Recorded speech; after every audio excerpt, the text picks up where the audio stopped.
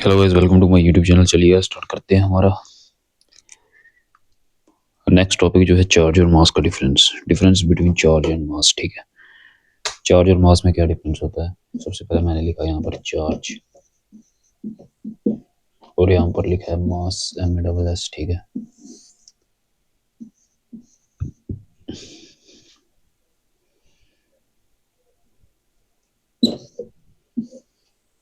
तो गाइस इसका पहला पॉइंट है चार्ज ऑन अ बॉडी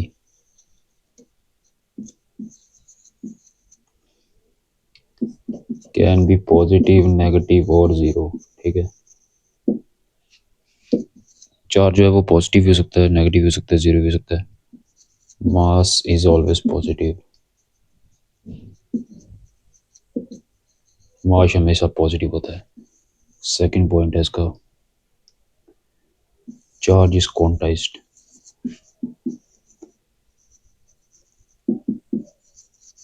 है ना, चार्ज मतलब इंटेग्रल होता है उसका, Q is equal to N E, जिसमें एन इंटीजर होता है।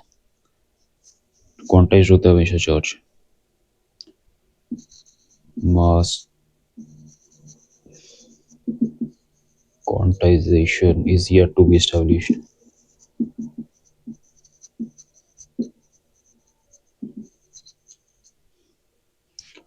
थर्ड पॉइंट है इसका,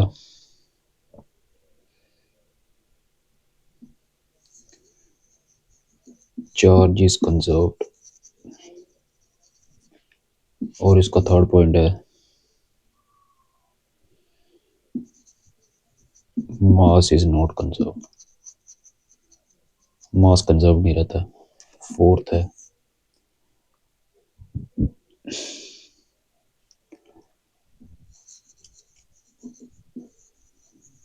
charge does not depend upon velocity of the body.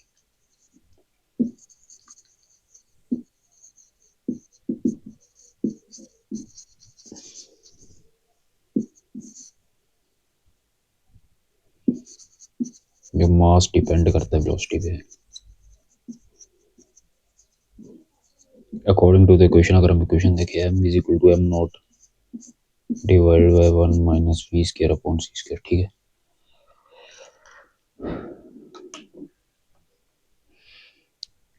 तो ये डिफरेंस है हमारा चार्ज और मास के बीच में। Charge of a body can be positive, negative और zero. Mass is always positive, charge is quantized, mass quantization is yet to be established, charge is conserved, mass is not conserved. Charge does not depend upon velocity of the body, mass depend upon velocity by equation m is equal to m not upon 1 minus v square upon c square। ठीक है, तो ये था charge और मास के बीच में difference. एक और है, जो ग्रेविटेशनल मास की जो फोर्स होती है हमेशा अट्रैक्टिव होती है। Gravitational force between the mass is always attractive. तो जी फोर्स में लिख देता हूँ बिटवीन मासेस इज अट्रैक्टिव। ठीक है, और यहाँ पर है हमारा fifth point, forces between charge is attractive, repulsive, है ना, दोनों होती है, अट्रैक्टिव भी हो सकती है, रिपल्सिव भी हो सकती है चार्जेस के बीच में फोर्सेस। तो ये था बेसिक सा डिफरेंस चार्ज और मास के बीच में। अब नेक्स्ट है हमारा कूलम्स लॉ। कूलम्स लॉ क्या कहते हैं।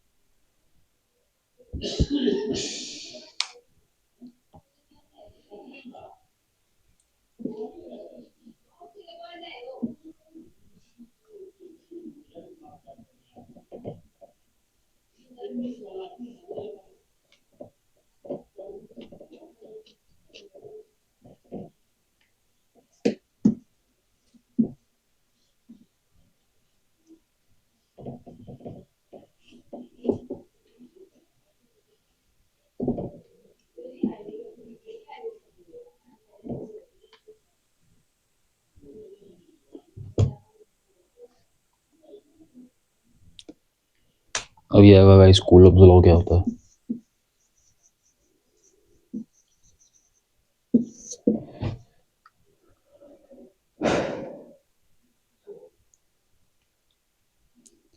तो अगर हम बात करें कूलम्स लॉ की, तो गाइस ये कूलम ने दिया था तभी इसका नाम कूलम्स लॉ पड़ा हुआ है।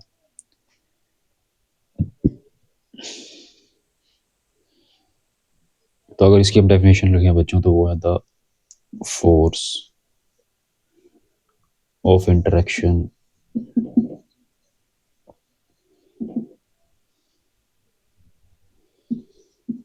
between any two point charges is directly proportional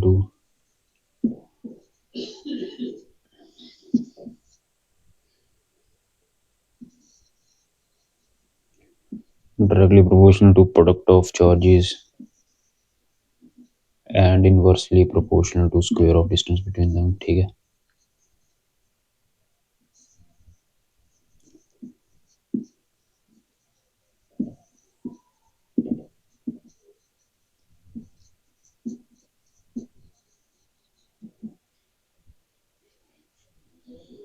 ठीक है। तो according to Coulomb's law F is directly proportional to Q1 into Q2 upon R square।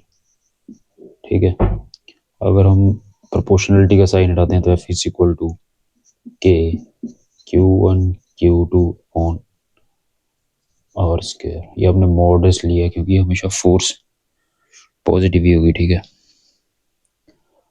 और K जो हमारा है वो है इलेक्ट्रोस्टैटिक फोर्स कांस्टेंट।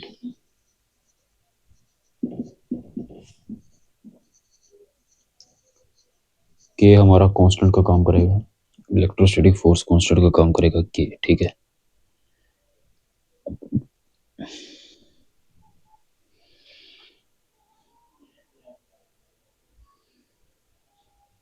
तो गाइस मैं कंटिन्यू यहाँ पे कर रहा हूँ। अगर देखो, अगर फोर्स लग रही है हमारी फ्री स्पेस में, अगर फोर्स लग रही है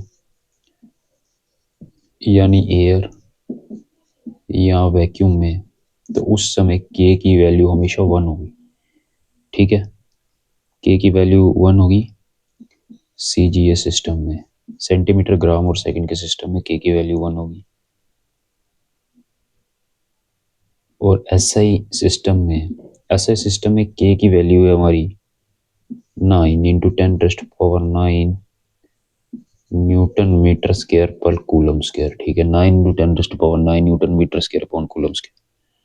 ठीक है, और k is also equal to 1/4 pi epsilon naught. ठीक है, और जो एप्सिलॉन नॉट है वो है electrical permittivity in free space. अब ये क्या होता है इसके बारे में बाद में बताऊंगा।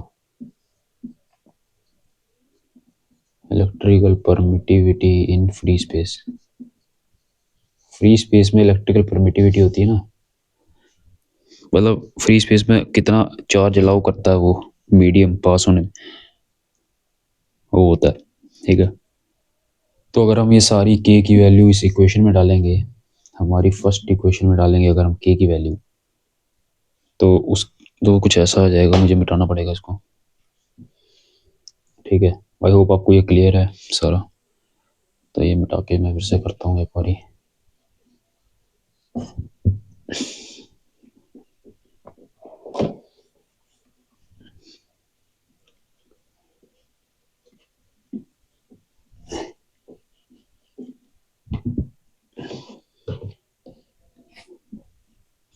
तो हमारे पास जो इक्वेशन थी वो थी हमारे पास F is equal to K modulus Q1 Q2 upon R square, और के की वैल्यू हमारी थी 1/4 पाई एप्सिलॉन नॉट।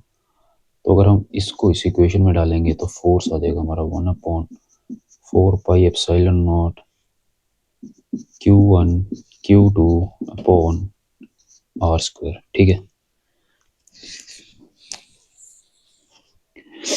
तो ये हमारा फोर्स का फार्मूला बिटवीन टू चार्जेस, जो कि मैग्नीट्यूड ऑफ फोर्स।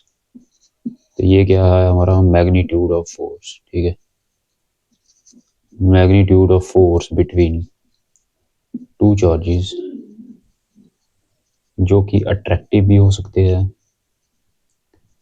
मतलब अगर दो अट्रैक्ट करे तो उनमें फोर्स लग रही है उसको भी ऐसे ही काउंट करेंगे, और रिपल्सिव नेचर के हैं तब भी उस फोर्स को हम इसी इक्वेशन से काउंट करेंगे। हमारी मैग्नीट्यूड ऑफ फोर्स नाम की इक्वेशन है ये। ठीक है,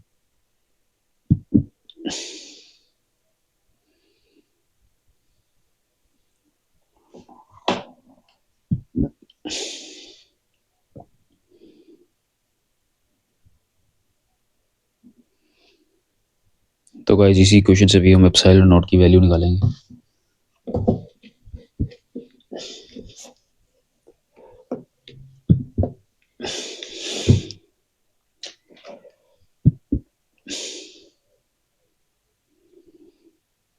तो गाइस हमारे पास ये क्वेश्चन है 1/4 pi epsilon naught Q1 Q2 upon R square. ठीक है, ये तो क्लियर है आपको। अगर हम इसे मान लें थर्ड इक्वेशन सपोज, चलो, तो एप्सिलॉन नॉट क्या आ जाएगा यहाँ पर? एप्सिलॉन नॉट आ जाएगा हमारा 1/4 pi F Q1 Q2 upon R square, क्योंकि एफ वहाँ चला गया, वहाँ एप्सिलॉन नॉट वहाँ चला गया और एफ नीचे आ गया, क्रॉस मल्टीप्लाई हो गया। अब एसआई यूनिट ऑफ चार्ज क्या होता है हमारा? SI unit of charge is coulomb। ठीक है, C therefore unit of epsilon naught is equal to 1/n। 4 pi F की जगह ना, क्योंकि 4 पाई कॉन्स्टेंट है, इसका कोई यूनिट नहीं होगा, और 4 का यूनिट n हो गया। हम इसे यूनिट के फॉर्म में लिख रहे हैं, SI यूनिट के फॉर्म में। Q1 Q2 चार्ज है, इसका कूलम होगा C, और R का क्या है? मीटर स्क्वायर, तो मीटर स्क्वायर आ जाएगा। अगर हम इसकी डायमेंशन लिखें तो वो हो जाएगा m-1, ठीक है, L-3, नहीं सॉरी, ये आ जाएगा हमारा पहले C स्क्वायर, मैं यहाँ लिख रहा हूँ आपका C² n-1 m-2। ठीक है, ये आ गया हमारे यूनिट उसके एप्सिलॉन नॉट के। ठीक है, अब डायमेंशंस अगर हमने एप्सिलॉन नॉट की कैलकुलेट करनी है तो वो कैसे होगी?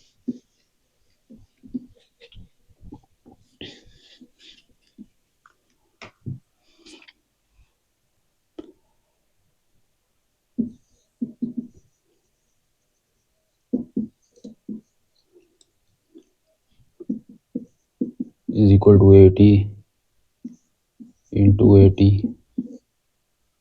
m/(-2) square. ठीक है,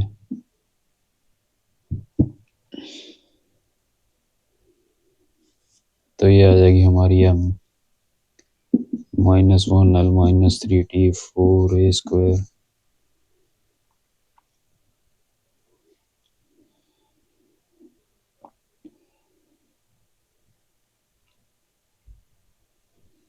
ठीक है, ये एप्सिलॉन नॉट की डायमेंशंस हैं। तो अगर हम इसको इसमें पुट करें k is equal to 1/4 pi epsilon naught में, और epsilon naught is equal to 1/4 pi k, ठीक है, तो एप्सिलॉन नॉट आ जाएगा हमारा 1/4 इंटू 3.14, और k की वैल्यू है हमारे पास 9 इंटू 10⁻⁹, तो एप्सिलॉन नॉट की वैल्यू आ जाएगी 8.85 into 10⁻⁻2 c square newton inverse meter -2। ठीक है, तो ये वैल्यू आ जाएगी हमारी एप्सिलॉन नॉट। गाइस सिंपल है, इसमें एप्सिलॉन नॉट को वहाँ ले गए और k की वैल्यू जो हमारे पास थी, ये हमारी k की वैल्यू थी 9 इंटू 10⁻⁹ पुट कर दी क्वेश्चन में, तो एप्सिलॉन नॉट की वैल्यू आ गई हमारे पास 8.85 इंटू 10⁻⁻12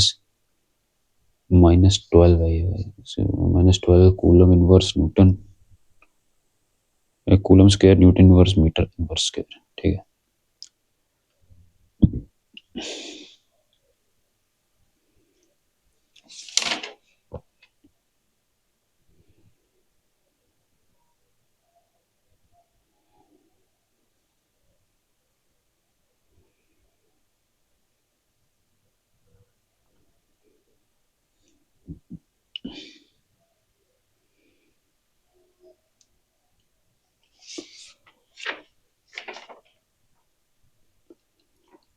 तो गाइस आगे हम करेंगे डाइलेक्ट्रिक कांस्टेंट और रिलेटिव इलेक्ट्रिकल परमिटिविटी क्या होती है।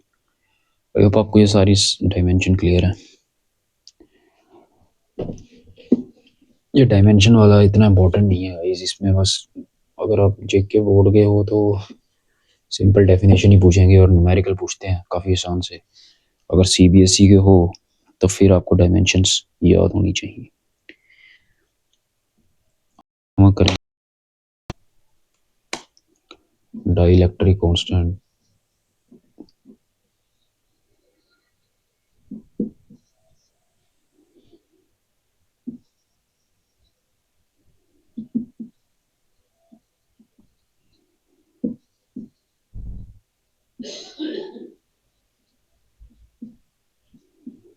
डाइलेक्ट्रिक कांस्टेंट और relative electric permittivity.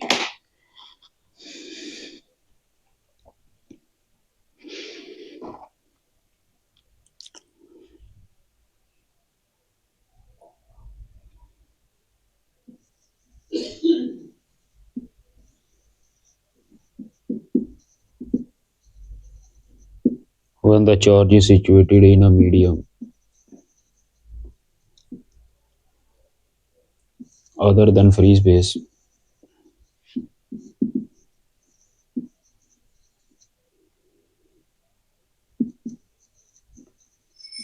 the force between them is given by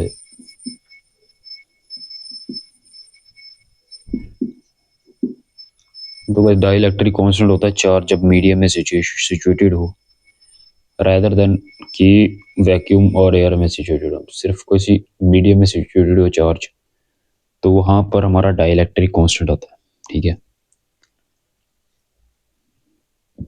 तो फोर्स ऑफ द मीडियम क्या होगी वहाँ पर, अगर कोई फोर्स लग रही है M is equal to, formula तो वही है इसका 1/4 pi epsilon naught into Q1 Q2 upon R square. ठीक है, ये फोर्स लग रही होगी, आपको पता है दो चार्जेस हैं Q1 Q2 separated by distance R square और 1/4 पाई एप्सिलॉन नॉट कांस्टेंट है।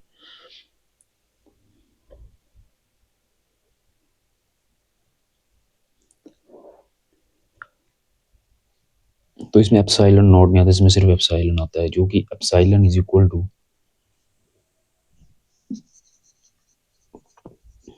एब्सोल्यूट इलेक्ट्रिकल परमिटिविटी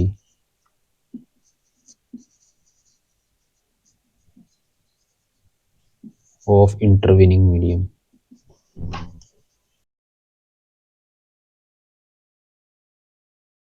जिस मीडियम में प्रेजेंट हुए चार्जेस उसकी इलेक्ट्रिकल परमिटिविटी होगी। ठीक है, जो हमने पहले किया था एप्सिलॉन नॉट वो था अगर वो एयर या वैक्यूम में मौजूद हैं दो चार्जेस, और ये है जब वो एयर या वैक्यूम में मौजूद नहीं है। ठीक है, इसमें फ्री स्पेस या किसी भी वैक्यूम का जिक्र नहीं है, तो वहाँ पर एप्सिलॉन नॉट नहीं आएगा, वहाँ पर सिर्फ एप्सिलॉन आएगा। ठीक है, तो ये था हमारा absolute electrical permittivity of the intervening medium. है ना, ये मीडियम में है एब्सोल्यूट परमिटिविटी, मतलब फ्री स्पेस या एयर में नहीं है। अगर हम इसे मान लें हम इक्वेशन 1 और अभी हम सेकंड लिखेंगे इक्वेशन,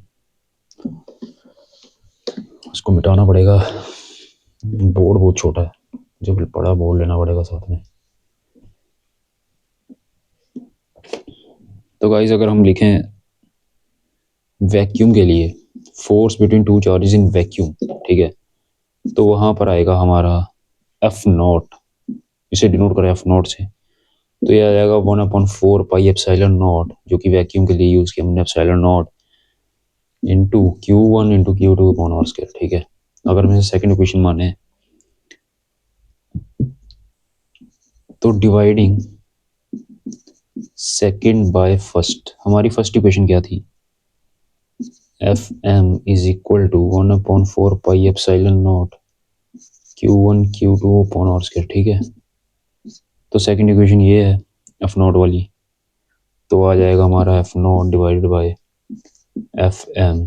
ठीक है, ये फर्स्ट है, तो F naught divided by second को फर्स्ट डिवाइड कर रहे हैं, इक्वल टू सीधा सीधा कट जाएगा एप्सिलॉन अपॉन एप्सिलॉन नॉट आ जाएगा। ठीक है, क्योंकि ये इन्वर्स हो जाएगा, ये ऊपर आ जाएगा और ये नीचे आ जाएगा। ठीक है, epsilon upon epsilon naught which is equal to हमारा ई आर और के।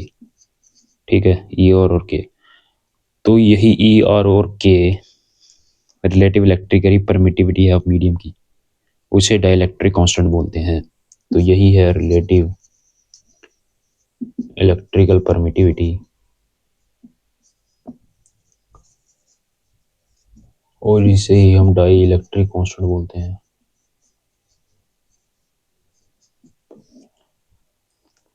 ठीक है,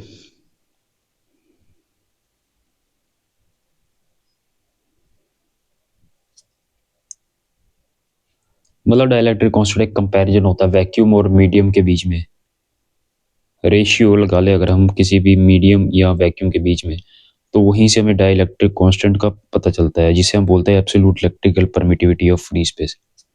ठीक है, इसे हम ऐसे भी डिफाइन कर सकते हैं कि ratio of force of interaction between two point charges separated by certain distance in air force vacuum to the force of attraction equal to same to body held in same distance for the medium।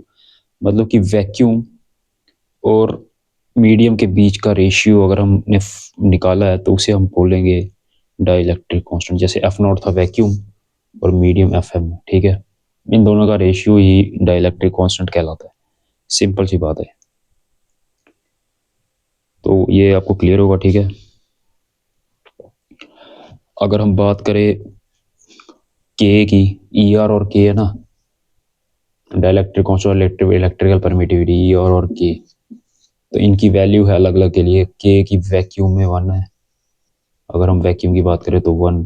ठीक है, for air के is equal to 1.006। ठीक है, hydrogen के लिए के की value है 1.00026। ग्लास के लिए के की वैल्यू है 3 या 4। माइका के लिए है 3 या 6। ठीक है, 326, मतलब 3 भी हो सकती है, 4 भी हो सकती है, 3 भी हो सकती है, 5 भी हो सकती है, 6 भी हो सकती है माइका के लिए। ठीक है, वाटर के लिए है इसकी वैल्यू, वाटर के लिए वैल्यू है इसकी 81 एंड सो ऑन। ठीक है,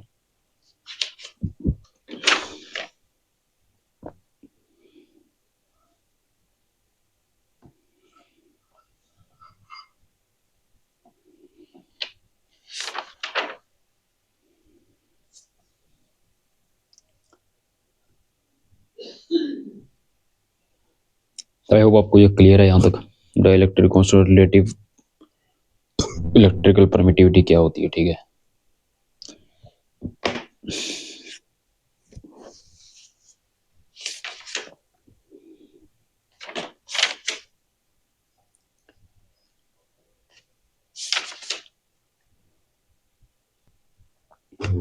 तो गाइज अगला जो हमारा है टॉपिक वो है इलेक्ट्रिक फील्ड का। ठीक है, इलेक्ट्रिक फील्ड समझते हैं।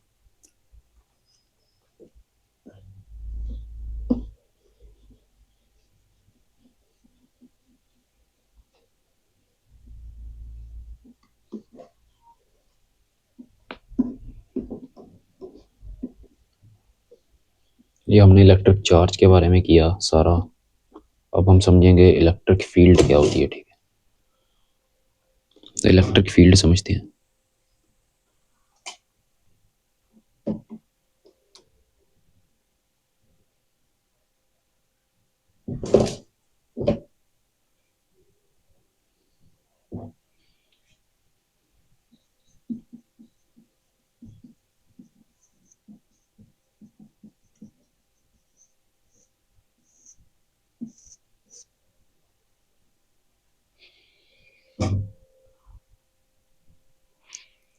तो भाई पहले हमें इलेक्ट्रिक फील्ड की डेफिनेशन समझनी पड़ेगी। ठीक है, इलेक्ट्रिक फील्ड प्रोड्यूस होती है चार्ज से।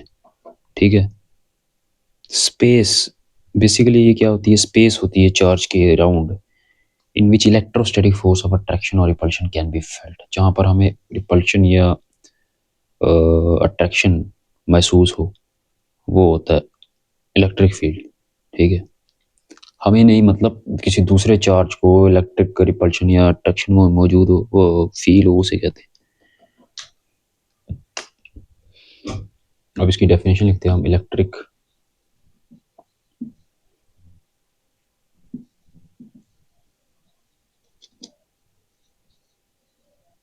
Field due to a given charge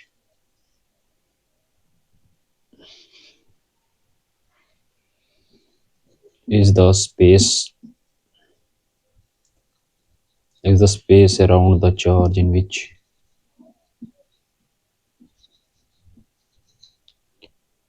electrostatic electrostatic force of attraction or repulsion is felt by another charge. ठीक है, मतलब कि वो स्पेस जिसमें जो दूसरा चार्ज है वो फोर्स ऑफ अट्रैक्शन या रिपल्शन महसूस कर सके उसे हम बोलते हैं इलेक्ट्रिक फील्ड. Simple definition. ठीक है,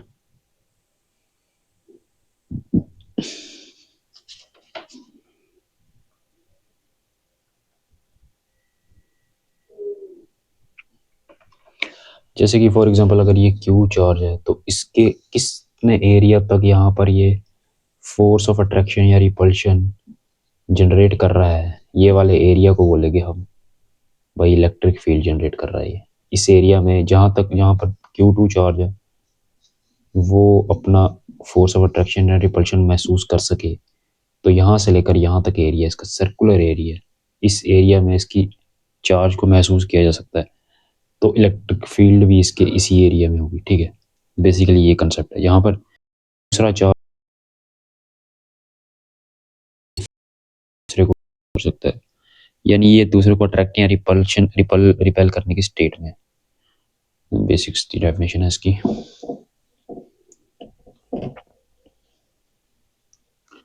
ये हमारी इलेक्ट्रिक फील्ड की डेफिनेशन आ गई.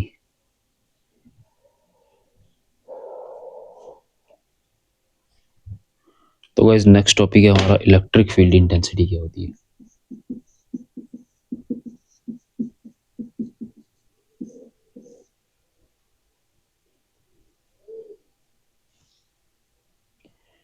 ठीक है, बात करें इसकी डेफिनेशन की तो वो है the electric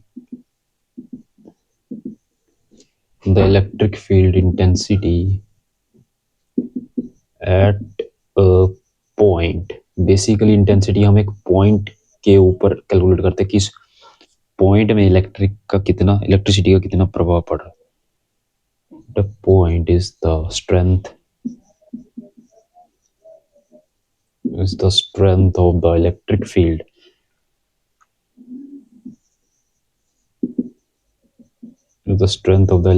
field at that point. ठीक है, इस पॉइंट पे कितनी स्ट्रेंथ पड़ रही है इलेक्ट्रिक फील्ड की. तो बेसिकली कोई भी electric field intensity at a point is the strength of the electric field at the point. मतलब उस इलेक्ट्रिक फील्ड की एक पर्टिकुलर पॉइंट पे कितनी स्ट्रेंथ है उसे कहते हैं हम. ठीक है, या फिर force experience by unit positive charge at that point. मतलब उस पॉइंट पे किसी यूनिट पॉजिटिव चार्ज की फोर्स एक्सपीरियंस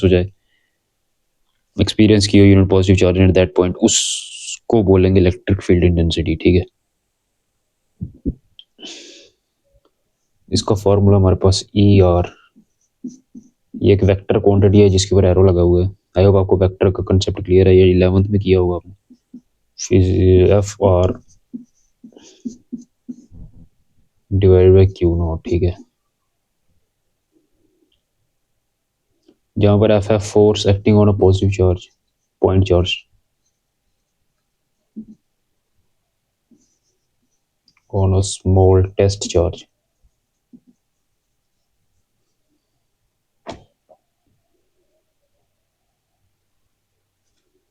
Q0. ठीक है, जो Q0 पे फोर्स हो रही है वो F उसी का सिंबल है ना जो Q0 पे फोर्स लग रही है पॉइंट चार्ज पे, बोल सकते हैं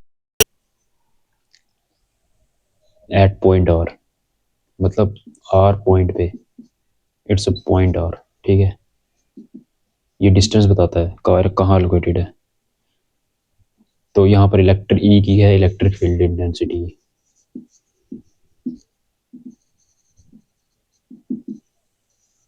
या इलेक्ट्रिक फील्ड इंटेंसिटी कितनी है वहाँ पर। तो वो बेसिकली क्या है, force, amount of force which is applied on touch charge Q naught at distance R, वो इलेक्ट्रिक फील्ड इंटेंसिटी है। ठीक है।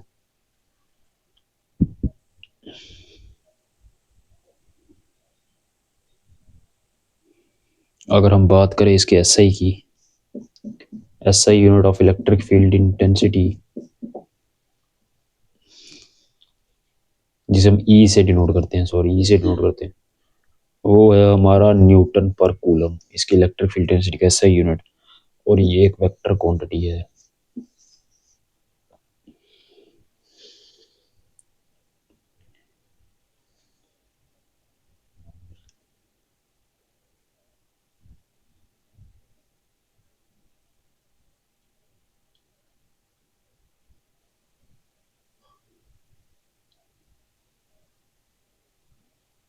तो आई होप गाइस आपको ये क्लियर हो गया होगा सारा।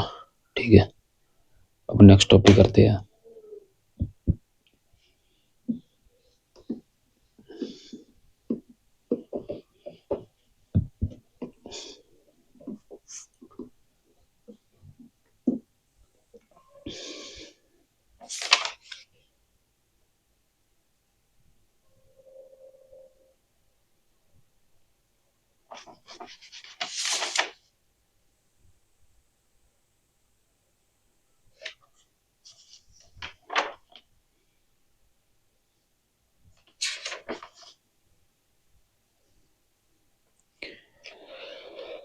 तो गाइस अगला टॉपिक आता है हमारा इलेक्ट्रिक फील्ड लाइंस क्या होती हैं। Electric field lines,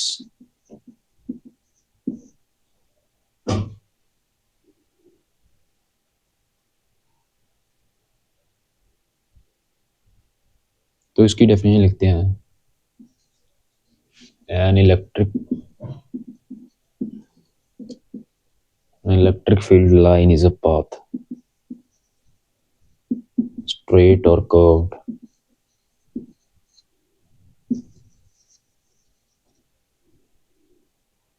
straight or curved in electric field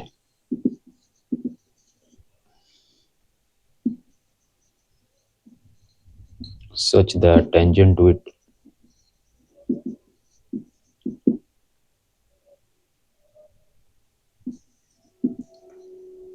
at any point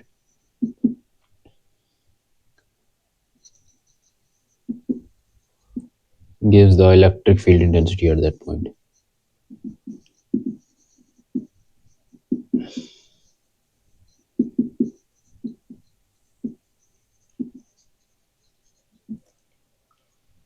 तो बेसिकली ये है हमारा पाथ स्ट्रेट और कर्व्ड इन इलेक्ट्रिक फील्ड, जिसके टेंजेंट, अगर हम इसके ऊपर किसी भी पॉइंट पे टेंजेंट बनाएंगे ना, तो वो इलेक्ट्रिक फील्ड इंटेंसिटी बताएगा उस पॉइंट पे। ठीक है,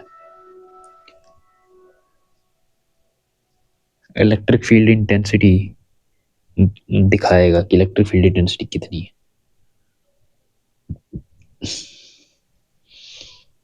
ठीक है, अगर हम सपोज ये हमारी कोई इलेक्ट्रिक फील्ड है, कर्व्ड इलेक्ट्रिक फील्ड है, जिसे हमने ए और बी पॉइंट से मार्क किया। ठीक है, अगर हम यहाँ पर एक पॉइंट पी लेते हैं, पी, अगर हम यहाँ से टेंजेंट बनाते हैं एक, तो ई पी क्या है हमारी electric field intensity. Electric field intensity यहाँ पर लग रही है उस टेंजेंट पे, तो ये इलेक्ट्रिक फील्ड इंटेंसिटी बताएगा ये पॉइंट पे। ठीक है, पी पे, सिंपल है। अगर हम क्यू लेते हैं तो यहाँ पर आ जाएगी ई क्यू, क्योंकि इस पॉइंट से टेंजेंट यहीं पे जाएगा, तो ये इलेक्ट्रिक फील्ड इंटेंसिटी होगी पी क्यू पॉइंट की, ये क्यू और पी पॉइंट की। ठीक है, ये बेसिक आसान है।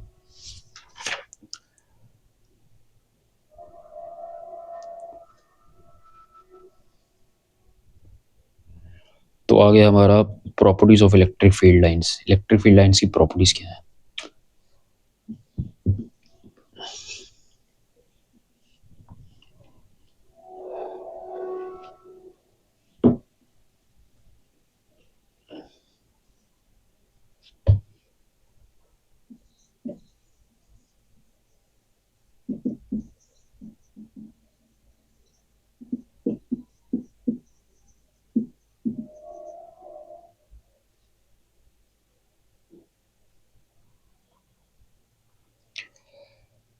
अगर हम बात करें पहली प्रॉपर्टी की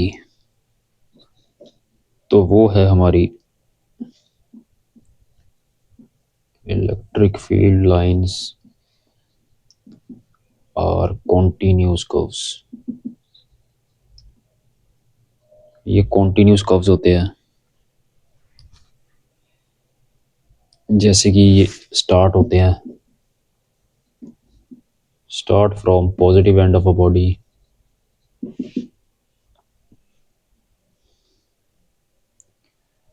पॉजिटिव चार्ज बॉडी। ये याद रखना कि ये स्टार्ट पॉजिटिव चार्ज बॉडी से होते हैं and and at negatively charge body.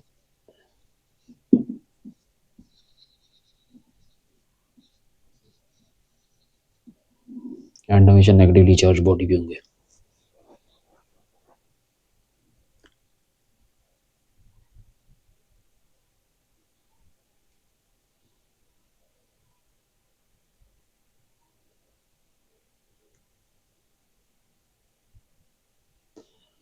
और एक और है हमारा पॉइंट, नो इलेक्ट्रिक फील्ड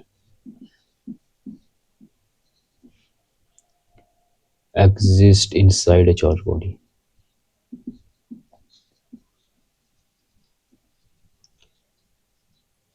मतलब किसी भी चार्ज बॉडी के अंदर कोई भी electric line of force exist नहीं करेगी, ठीक है।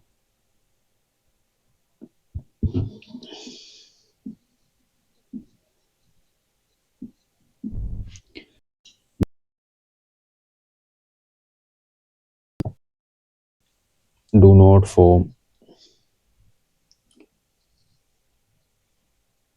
continuous closed loops।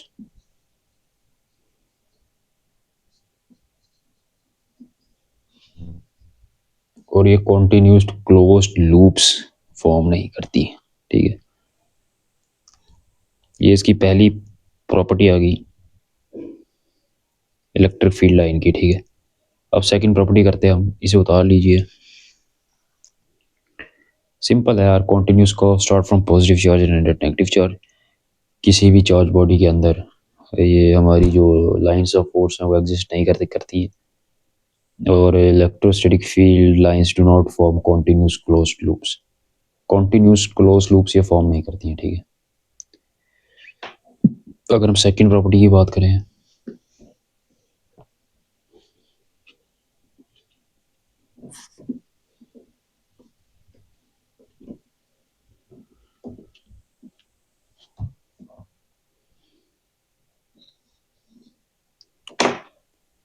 चलिए रेड पेन से लिखते हैं, to tangent to the electric field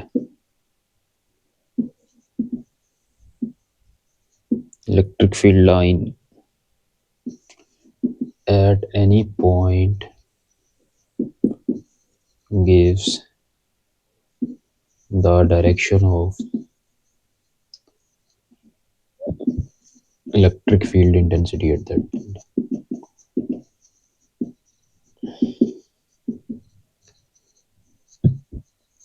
मतलब किसी भी इलेक्ट्रिक फील्ड लाइन पे कोई भी अगर हम पॉइंट लेते हैं, जैसे ये ए और बी हमारी सपोज इलेक्ट्रिक फील्ड लाइन, इस पे हम लेते हैं क्यू पॉइंट। तो अगर हम यहाँ से टेंजेंट दिखाएंगे तो वो होगा ई क्यू, जो कि इलेक्ट्रिक फील्ड इंटेंसिटी शो करेगा इस पॉइंट पे, ठीक है। ये इलेक्ट्रिक फील्ड इंटेंसिटी हमारी,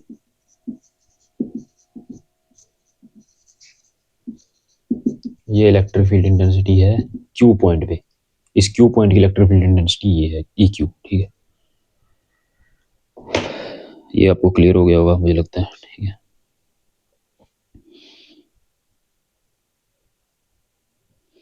थर्ड प्रॉपर्टी करते हैं गाइस। आगे एक मैग्नेटिक चैप्टर आएगा, मैग्नेटिज्म करके, वहाँ भी है उसकी इलेक्ट्रिक जो मैग्नेटिक प्रॉपर्टीज हैं वो भी इलेक्ट्रिक प्रॉपर्टी से कुछ हद तक मिलती जुलती हैं, ठीक है। मैं ये नहीं कह रहा सारी मिलती हैं, पर कुछ प्रॉपर्टीज मिलेंगी आगे जाके, आप देखोगे, ठीक है। अगर हम थर्ड प्रॉपर्टी की बात करें तो वो है no two electric field lines of force can intersect each other.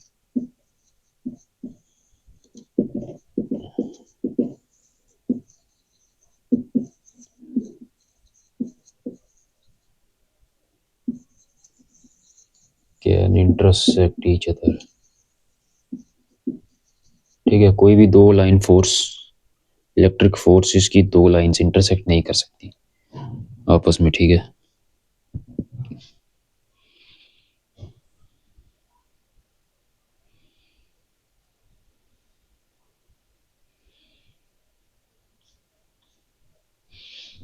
इसे एक एग्जांपल लेके समझते हैं गाइस। चलिए देखिए, तो अगर सपोज ये दो लाइंस हैं, इलेक्ट्रिक फील्ड लाइंस इंटरसेक्ट कर रही हैं एक दूसरे को, एक पॉइंट ले लिए हम पी पे, ये हमारा पी पॉइंट है, यहाँ पर ये दो लाइंस ऑफ फोर्स इंटरसेक्ट कर रही है। तो अगर हमें यहाँ पर इनके टेंजेंट ड्रॉ करने हो, जैसे कि इस लाइन का अगर हम ड्रॉ करें टेंजेंट ए, और इस लाइन का करेंगे हम, तो वो आ जाएगा यहाँ पर बी पॉइंट पे। ठीक है, ये दो टेंजेंट कर दिए हम।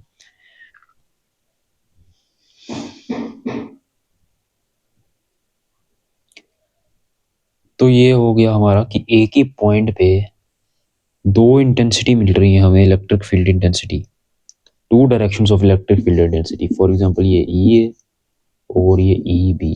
ठीक है, ये दो इंटेंसिटी मिल गई हमें इलेक्ट्रिक फील्ड इंटेंसिटी एक ही पॉइंट पे, जो कि पॉसिबल नहीं। कैसे आप बता सकते हैं कि, कैसे आप कह सकते हैं एक ही पॉइंट पे एक इंटेंसिटी यहाँ को जा रही है और एक इंटेंसिटी यहाँ को जा रही है? एक पॉइंट पे एक ही इंटेंसिटी होती है, दो intensity electric field intensity possible नहीं है। इसलिए यहाँ पर इंटरसेक्ट इलेक्ट्रिक फील्ड दो पॉइंट पर नहीं कर सकती, क्योंकि हमें एक ही पॉइंट पे टेंजेंट बनाने के बाद दो इंटेंसिटीज मिल रही हैं, जो कि पॉसिबल नहीं। ठीक है, तो ये वाला कंसेप्ट आपको क्लियर हो गया होगा।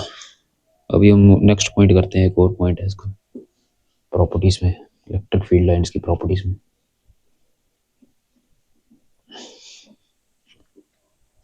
तो बात करें नेक्स्ट पॉइंट की, दो तीन पॉइंट और हैं। फोर्थ पॉइंट क्या है?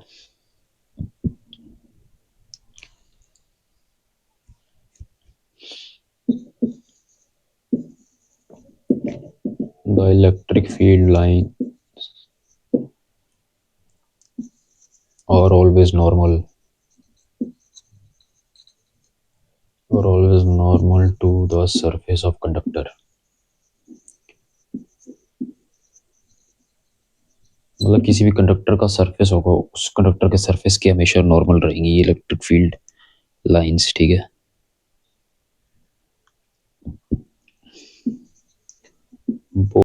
while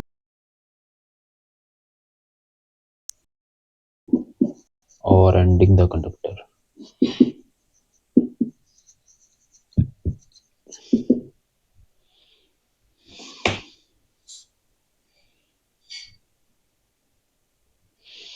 अगर हम फिफ्थ पॉइंट की बात करें तो वो है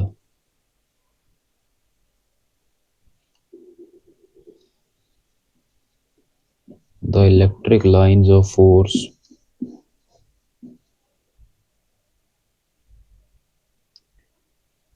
electric field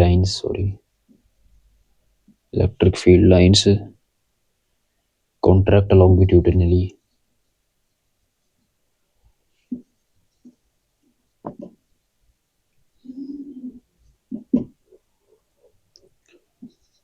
on account of attraction between unlike charges।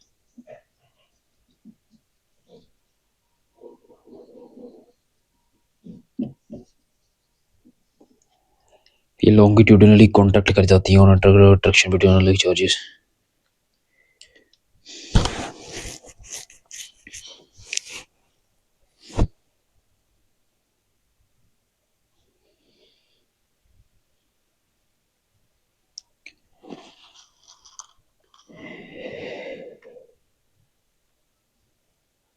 तो अभी हमारा सिक्स्थ पॉइंट बच गया एक, वो भी कर लेते हैं। वो क्या है?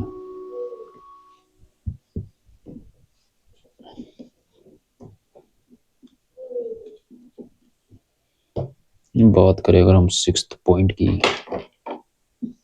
तो वो है हमारा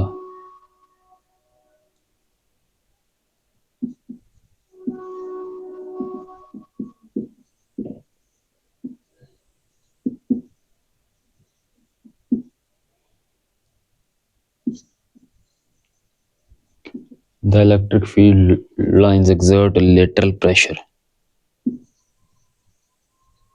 exert a little pressure on account of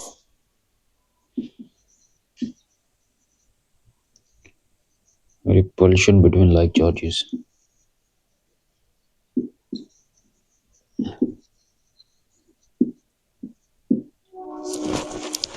मतलब कि प्रेशर एक्सर्ट करती हैं वो, ठीक है, जब रिपल्शन होता है ना बिटवीन लाइक चार्जेस, तो ये मतलब प्रेशर भी एक्सर्ट करती हैं ये हमारी जो इलेक्ट्रिक लाइंस, फील्ड लाइंस हैं।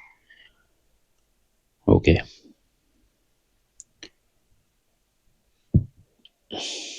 तो ये थी इलेक्ट्रिक फील्ड लाइंस की प्रॉपर्टी। जो अगला हमारा टॉपिक है वो है इलेक्ट्रिक फील्ड इंटेंसिटी क्या होती है। Electric field intensity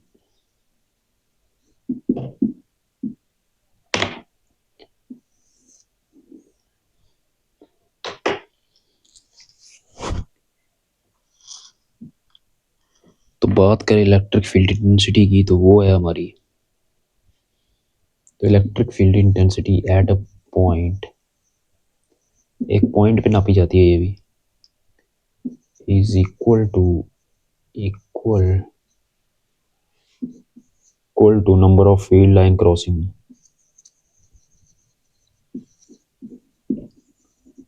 to number of field lines crossing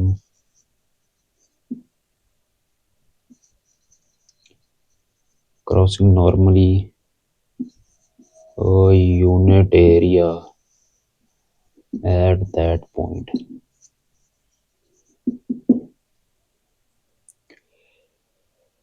मतलब कि उस पॉइंट पे एक यूनिट एरिया अगर हम माने, एक यूनिट एरिया उस पॉइंट पे, तो उस एरिया को कितनी फील्ड्स नॉर्मली क्रॉस कर रही हैं, वो है हमारी electric field intensity at a point. तभी हम एक पॉइंट की इलेक्ट्रिक फील्ड इंटेंसिटी ना पाएंगे जब हम उसके अराउंड एक यूनिट एरिया कंसीडर करेंगे, और उस यूनिट एरिया में जितनी लाइंस क्रॉस कर रही होंगी नॉर्मली, तो वही है हमारी इलेक्ट्रिक फील्ड इंटेंसिटी, ठीक है।